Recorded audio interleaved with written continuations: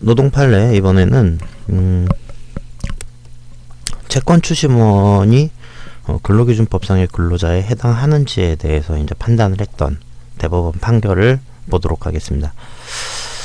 2015년 7월 9일 판결이고요. 2012-79149 판결입니다.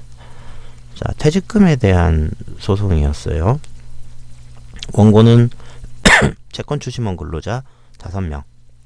근로자 5명이라기보다는 이 사건 당시에는 채권 추심 업무를 하는 채권 추심 업무 용역 계약을 이 농업협동조합 자산관리회사와 계약을 맺은 5사람이겠죠.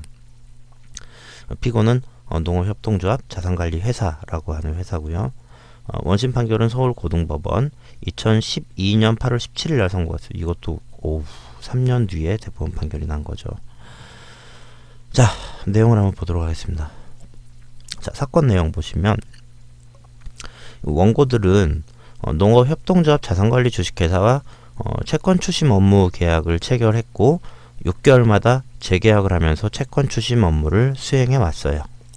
어떤 방식으로 이제 수행해 왔느냐 보면, 자, 피고 회사에서 배정받은 채권 추심 업무를 주 업무로 하고요.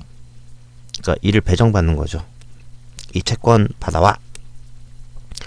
그리고 피고의 사무실에 출근을 해서 피고가 제공한 컴퓨터, 전화기 등을 이용해서 피고의 전산 시스템, 전화, 우편물 발송, 문자 발송 이런 것들을 통해서 업무를 수행했다.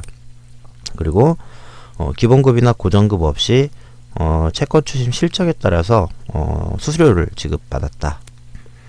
그 다음에 근무 시간이나 장소가 별도로 정해지진 않았는데 필요하면 피고가 근무 시간과 장소를 정할 수 있도록 했고, 그 다음에 보고 의무, 그 다음에 교육 참석 의무, 비밀 유지 의무 등이 이제 부과가 됐고요.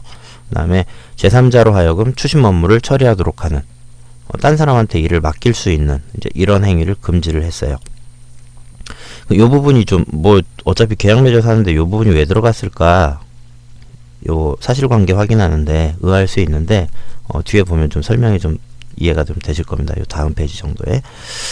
그 다음에 피고 회사 규정을 안 지켰다든지, 실적이 부진하다든지, 업무 처리 능력이 부족하다든지, 그다음에 업무 수행이 부적격하다든지, 피고 회사의 경영상 필요하다든지, 이런 이유가 이제 계약 해지 사유로 정해져 있더라. 그리고 피고는 채권 추심원 교육, 실적 평가 등을 관리하는 부서를 두고 있었고, 거기에서 채권 추심원의 실적을 관리했고, 관리 직원을 통해서 이들의 그 출퇴근 상황과 실적을 감독하고 있었다. 자, 이런 경우에 이제 근로자로 볼 거냐 안 볼 거냐, 이제 이런 사실들을 가지고 이제 근로자냐 아니냐, 이제 이런 것들을 좀 봐야 된다는 거죠. 자기 혼자 하는 그냥 개인 영업자냐 근로자냐, 이제 이런 걸 본다는 거죠. 자, 그러다가 2008년 2월 1일 날 요 자산관리회사하고 계약을 맺은 다른 채권 추심원들이 대법원에서 근로기준법상 근로자로 확정이 됐어요. 확정이 되니까 이제 한 10일 뒤에 대책 마련을 위해서 지사장 회의를 열었죠. 이제 거기서 추심원들의 입퇴 실시간을 구속하지 말고, 출장 기록부도 운영하지 말고, 추심원 개인별 실적을 보고도 받지 않기로, 그러니까 마치 이제 개인 영업자처럼 이제 운영을 해야 나머지 그 채권 추심원들도 근로자로 인정받지 않겠구나, 이제 이런 생각을 한 거겠죠. 그러면서 한 4개월 뒤에 그런 내용의 채권 추심 업무 방법서 개정 시행이라고 하는 문건을 본사, 각 지사 센터에 이제 발송을 했어요. 그리고 이제 공식적으로 추심원들의 출근부, 출장기록부 등을 작성하지 않았고, 그다음에 그 전에 쭉 받아왔던 주간 회수 계획서, 그러니까 채권 회수 그 계획서 작성과 제출을 폐지를 했죠. 그리고 추심과 관련된 업무 수행 교육도 폐지를 했어요. 그러면서 계약서 양식을 변경을 했죠. 그러면서 이전에 이제 들어가 있던 내용들, 그러니까 마치 이제 근로자성으로 인정받을 수 있는 그 계약의 내용들을 변경했어요.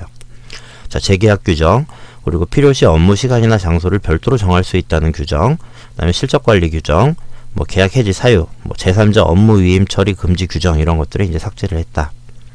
자, 그랬는데도 계약서를 변경한 뒤에도 채권 추심원들을 팀별로 관리하는 팀 제도는 계속 유지를 했고, 그 다음에 전산 시스템을 통해서 출퇴근이나 실적을 관리할 수 있었고요.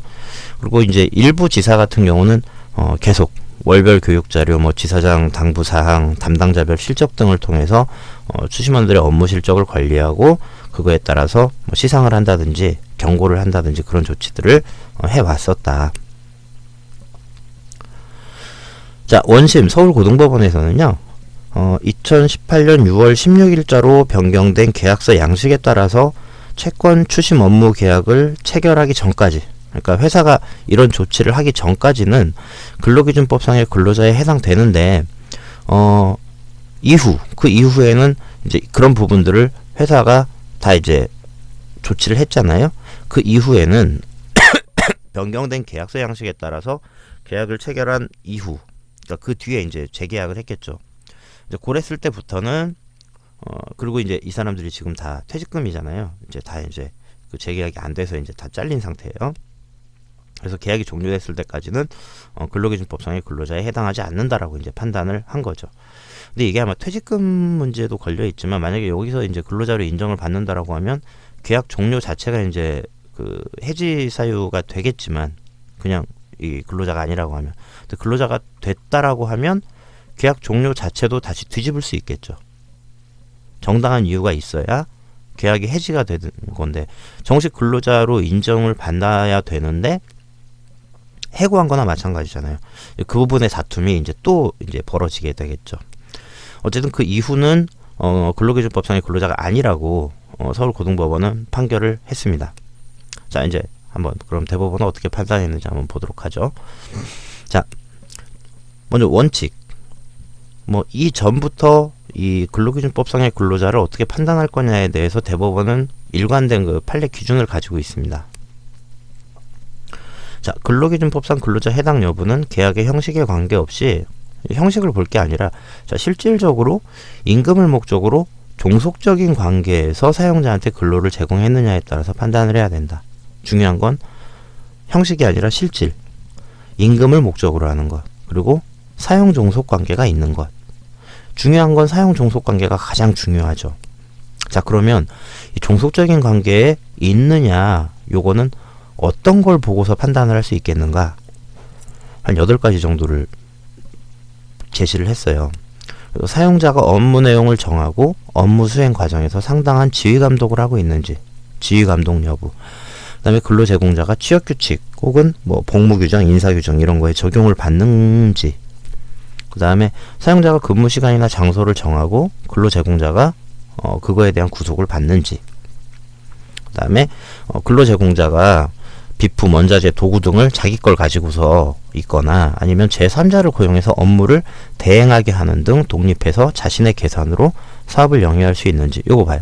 제3자를 자기가 고용해서 업무를 대행하게 한다고 하면 이거는 근로자가 아니라 일종의 개인 사업자일 수 있다는 거죠. 그래서 아까 그 내용이 있었던 거예요. 자, 그 다음에 마찬가지로 자기 사업이라고 볼 수 있을 만큼 근로제공자가 이윤의 창출과 손실의 초래 등 그 위험을 자기가 안고 가는지. 그 다음에 보수의 성격이 근로 자체에 대한 대상적 성격인지, 그래서 뭐 그거에 대한 근거로서 뭐 기본급이나 고정급이 정해져 있는지, 근로소득세를 원천징수하는지, 근로소득세죠, 사업소득세가 아니라 근로소득세를 내고 있느냐. 그러면 이제 근로자로 볼 수도 있다라는 거고요. 그 다음에 근로제공 관계의 계속성, 그리고 사용자에 대한 전속성이 있느냐, 그 정도는 어느 정도냐. 그 다음에 사회보장제도 관련 법령과 뭐 고용보험료를 내고 있느냐. 고용보험료 내고 있다라고 하면 근로자를 어쨌든 인정하고 본다는 거잖아요. 그런 데서 근로자의 지위를 인정받고 있느냐 등 여러 가지 경제사회적인 조건들을 종합해서 이제 판단을 해야 된다라고 제시를 했습니다. 이거는 그 판례가 만들어낸 그 근로기준법상 근로자 판단의 대원칙이에요. 자, 근데 여기서 자, 기본급이나 고정급이 정해져 있느냐, 뭐 근로소득세를 원천징수하느냐, 뭐 사회보장제도에서 근로자로 인정받고 있느냐, 이거는 사용자가 임의로 해줄 수도 있는 부분이거든요. 그러니까 이제 그걸 가지고 결정적으로 그 이유로 근로자성을 쉽게 부정해선 안 된다. 나머지 조건은 다 들어맞는데 여기서 안 된다고 해서 부정할 순 없다. 왜? 이거는 사용자가 자기 임의로 해줄 수 있는 거거든요. 그러니까 어떻게 보면 실질이긴 하지만 명확하게 실질이라고 볼 수 없는 거죠. 사용자가 얼마든지 그냥 자기 이게 근로자로 인정 뭐 안 받게 하려고 바꿀 수 있는 부분이니까 그렇게 이제 판단을 했죠. 자, 이런 원칙 하에서 이제 봤을 때 대법원은 어떻게 판단을 했느냐? 자, 계약서 양식을 변경한 후에요. 지사들 보니까 종전 계약서를 쓰기도 하고요. 또 변경된 그러니까 안 따라간 거죠. 계약서 양식을 바꿨는데 바뀐 양식이 아니라 옛날 양식 가지고 계약을 다시 하기도 하고 또 변경된 계약서를 썼다가 다시 종전 양식을 쓰기도 하고 그러니까 피고 스스로 계약서 양식 자체에다가 별 큰 의미를 두지 않았다. 내용이 바뀌었는데도 그러니까 계약 자체가 이제 되게 형식적이었다라는 거죠. 자, 그 다음에 이 피고 회사는 채권 추심이 주목적인 회사예요. 그러다 보니까 이 채권 추심을 하는 인력이 항상 필요하다. 그렇다면 추심원 업무에 대해서 당연히 관리 감독을, 지휘 감독을 하려고 할 수밖에 없겠다. 정황상. 자, 그 다음에 계약서를 변경한 뒤에도 팀제도, 그 다음에 전산 시스템의 관리, 상벌제도 이런 게 계속 있었다. 이걸 통해서 출퇴근이나 업무 실적 관리를 계속 하고 있지 않았느냐. 그 다음에 변경된 계약서로 계약을 체결할 때 이 채권 추심원들한테 그 내용하고 그 내용이 바뀌면서 법률 효과가 어떻게 되는 건지, 이렇게 하면 너희들이 이제 근로자가 아닌 게 될 수 있어. 충분히 인정받을 거.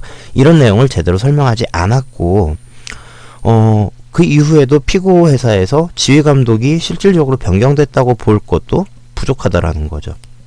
그 다음에, 근무 시간이나 장소를 뭐 제한을 할 수 있다고 한 게 없어졌다라고 하더라도 기본적으로 이 채권 추심원들은 출장이 많은 업무 특성을 가지고 있다는 거죠. 그렇다고 보면 근무 시간이나 장소를 제한하지 않았다고 해서 그게 근로자성을 부정하는 증표가 된다고 보긴 어렵겠다.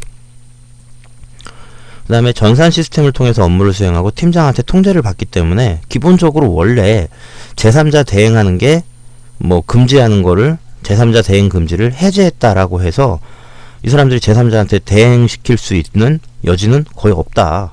원래 없었다.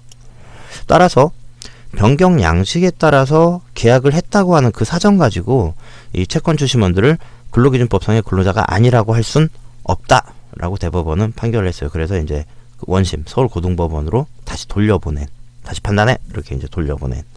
판사도 그럼 하기 힘들어요. 위에서 어떻게 판단할지 모르고. 그런 사건이었습니다. 자, 여기까지 채권 추심원 업무의 그 근로기준법상의 근로자성 인정 여부를 살펴보았습니다. 수고하셨습니다.